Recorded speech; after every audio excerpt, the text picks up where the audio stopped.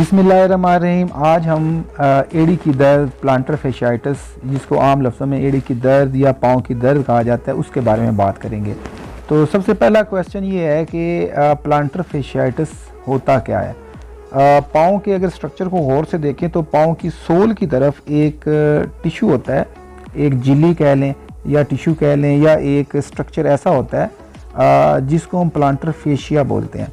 जब भी इसके अंदर कोई प्रॉब्लम आएगा तो इसके अंदर सोजिश हो जाती है। उस सोजिश की वजह से एड़ी के अंदर दर्द होना शुरू हो जाता है। ये दर्द जब आप स्पेशली रात सोने के बाद जब सुबह उठते हैं और पहला कदम लेते हैं, पहले चंद कदम में ये सबसे ज़्यादा दर्द होता है। वजूहात के अंदर अगर हम बात करें तो इस फेशिया के अंदर या इस झिल्ली के अंदर जब भी कहीं प्रॉब्लम होगा, इसके अंदर टूट फूट होगी, ये स्ट्रेच होगा या इसके अंदर कोई भी इंजरी होगी, तो उसकी वजह से ये पेन करेगा। अब इस इंजरी की रीज़न्स क्या हैं और किन लोगों में सबसे ज़्यादा होता है, तो इसमें सबसे जो पहली और बड़ी वजह है वो ये होती है कि जो लोग हाई हील पहनते हैं या जिनको बहुत ऊंचे जूते पहनने का शौक़ होता है, सबसे पहले तो उनको ये सबसे ज़्यादा होता है। दूसरा, अगर जिनको रनिंग या जॉगिंग या डांसिंग का शौक़ होता है, उनके अंदर ये चांसेस बहुत ज़्यादा होते हैं। अगर आपकी जॉब ऐसी है जिसके अंदर सारा दिन ज़्यादा देर बैठना पड़ता है, तब भी हो सकता है। और अगर आप सख्त जगह पे ज़्यादा देर खड़े रहें, सख्त जूता पहन के ज़्यादा देर खड़े रहें या वॉक करें, तब भी हो सकता है। और अगर आपकी पिंडलियों के पट्टे बहुत ज़्यादा टाइट हैं, खिंचाव में रहते हैं, तब भी हो सकता है।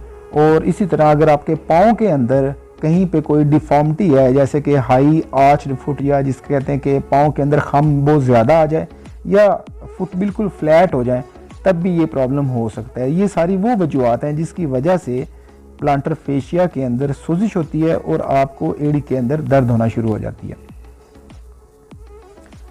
बहुत ज़्यादा टेस्ट कराने की इसके लिए ज़रूरत नहीं होती।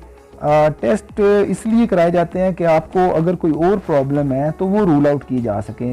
ज़्यादातर डायग्नोसिस जब डॉक्टर चेक करेंगे तो उसी वक्त ही पता चल जाता है कि आया आपको प्लांटर फेशियाइटिस है या कुछ और है।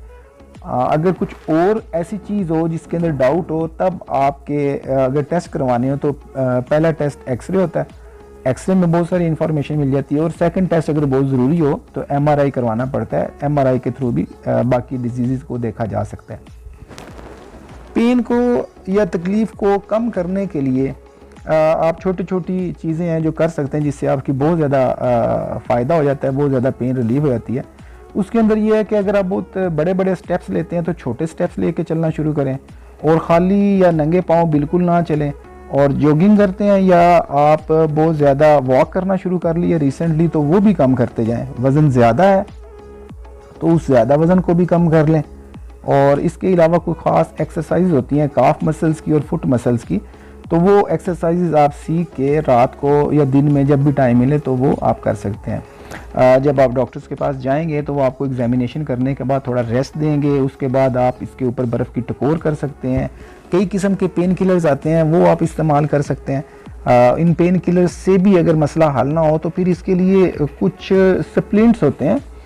सप्लीमेंट्स कह लें कि ऐसे कोई जूते कह लें कि जो रात को आपने पहन के सोने होते हैं, उसकी वजह से ये स्ट्रेच रहते हैं, तो उसकी वजह से आपको पेन नहीं होती। या इसके अलावा जूतों के अंदर डालने के लिए कुछ इंसोल्स होते हैं, वो भी आप यूज़ कर सकते हैं। और फिज़िकल थेरेपी की भी आप मदद ले सकते हैं। और इन सब से मसला हल ना हो तो हील के अंदर इंजेक्शन भी लगाया जा सकता है। इन सारी ट्रीटमेंट के बाद अगर ये सब कुछ आपने ट्राई कर लिया फिर भी आपकी हील पेन ठीक नहीं होती, तो फिर इसके कुछ ख़ास किस्म के POP कास्ट होते हैं वो, या इसकी अल्ट्रासाउंड रेडिएशन के थ्रू भी इसकी ट्रीटमेंट की जा सकती है। और सबसे एंड पे अगर ये सब चीज़ें फेल हो जाएं तो इसकी सर्जरी की जाती है। सर्जरी ओपन भी हो सकती है और आर्थ्रोस्कोपिक भी।